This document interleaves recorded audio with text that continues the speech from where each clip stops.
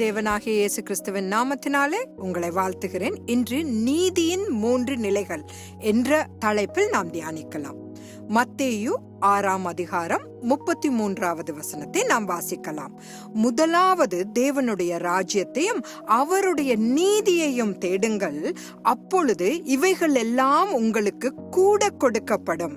வேதாகமம் ஏசாயா 64:6ஆம் வசனத்தில் நம்முடைய நீதிகள் எல்லாம் அழுக்கான கந்தை போல இருக்கிறது, அதாவது பெண்களின் மாதவிடாய் அழுக்கடைந்த வஸ்திரம் போல் இருக்கிறது என்று சொல்லுகிறது.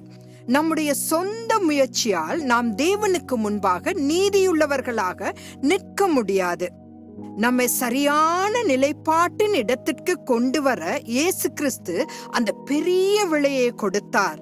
வேதாகம கல்லூரிகளில் பயன்படுத்தப்படும் நீதியின் 3 நிலைகளை பற்றி நான் பகிர்ந்து கொள்ள விரும்புகிறேன். அவைகள் நமது நீதியை பற்றி நமக்கு கற்பிக்கின்றன. முதலாவதாக நிலைநிறுத்தும் நீதி, அதாவது பொசிஷனல் ரைச்சியஸ்னஸ். சிலுவையில் நாம் கிறிஸ்துவை நம்முடைய சொந்த இரட்சகராக ஏற்றுக்கொள்ளும் போது அவர் நம்முடைய மாசுபட்ட வஸ்திரத்தை களைத்து அவருடைய நீதியின் வஸ்திரத்தை நமக்கு உடுத்துகிறார்.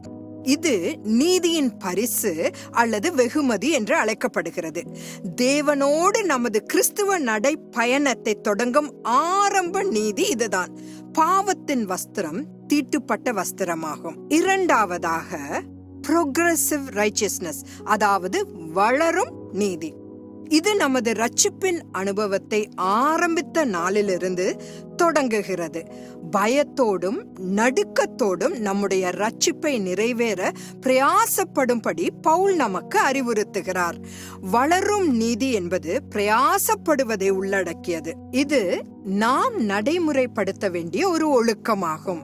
தேவனுடைய வார்த்தையை வாசிப்பதன் மூலமும் ஜெபிப்பதன் மூலமும் தேவனுடனான நமது அன்றாட நடைப்பயணத்தில் வேத வசனங்களை பயன்படுத்துவதன் மூலமும் நம் மனதின் முழுமையான புதுப்பித்தலை நோக்கி முன்னேறுகிறோம். இது நீதியின் பலன் அல்லது அறுவடை என்று அழைக்கப்படுகிறது. எபிரேயர் 12வது அதிகாரம் 11வது வசனம். சிருஷ்டிப்பின் ஆரம்பத்திலிருந்தே தேவன் எப்போதும் நீதிமானை தேடிக்கொண்டிருக்கிறார். 1 யோவான் 3வது அதிகாரம் 7வது வசனம், நீதியை செய்கிறவன் அவர் நீதியுள்ளவராய் இருக்கிறதை போல தானும் நீதியுள்ளவனாய் இருக்கிறான் என்று சொல்லுகிறது.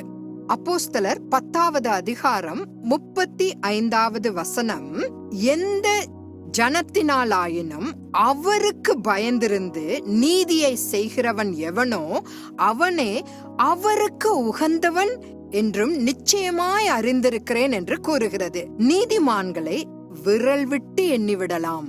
நோவாவின் காலத்தில் 8 பேர் மட்டுமே ரட்சிக்கப்பட்டனர். மோசே காலத்தில் காலேபும் யோசுவாவும் மட்டுமே கானானுக்குள் நுழைந்தனர். ஆபிரகாமின் காலத்தில் சோதோம் கொமோராவில் 10 பேர் கூட நீதிமான்களாக காணப்படவில்லை. மத்தேயு 3:15 எல்லா நீதியையும் நிறைவேற்றுவது நமக்கு ஏற்றதாய் இருக்கிறது என்று இயேசு கூறுவதை காண்கிறோம். இது நாம் உணருவது அல்ல, ஆனால் இதுவே தேவனின் நீதி என்று அவர் சொல்லுவதை செய்ய வெறுமனே கீழ்ப்படிவதாகும். இன்னும் சொல்ல போனால் நோவாவும் யோபுவும் தானியேலும் தங்கள் சுயநீதியினாலே தங்களை ரட்சிக்க முடிந்தது, தங்கள் பிள்ளைகளை ரட்சிக்க முடியவில்லை என எசேக்கியேல் 14வது அதிகாரம் 14வது வசனத்தில் வாசிக்கிறோம். ஒவ்வொரு மனிதனும் தன் நீதியை நிறைவேற்ற வேண்டும். எசேக்கியேல் 14வது அதிகாரம் 20வது வசனத்தை வாசியுங்கள். மூன்றாவதாக பரிபூரண நீதி, பெர்ஃபெக்ட் ரைச்சியஸ்னஸ். இறுதி நாட்களில் நீதியுள்ள நியாயாதிபதி மகிமைப்படுத்தும் செயலினாலே நீதியின் கிரீடத்தை நம்மேல் வைப்பார் என்று 2 தீமோத்தேயு 4வது அதிகாரம் 8வது வசனம் கூறுகிறது. இதுவே பரிபூரண நீதி எனப்படுகிறது. இந்த இடத்தில் அநீதியை வரையறுத்து முடிக்கிறேன். அநீதி என்பதற்கு கிரேக்க வார்த்தை அடிக்கியா என்பதாகும். இது ஒரு வகையில் நம் வாழ்வில் தேவனுடைய நியாய தீர்ப்பை ஏற்றுக்கொள்ள முடியாமல் இருப்பதாகும். பிரியமான தேவ ஜனமே, நாம் கிறிஸ்துவின் சிந்தையை பெறும்படி சற்றே தியானிப்போம். கர்த்தர் உங்களை ஆசிர்வதிப்பாராக. மறுபடியும் நாளை சந்திக்கலாம். ஆமேன்.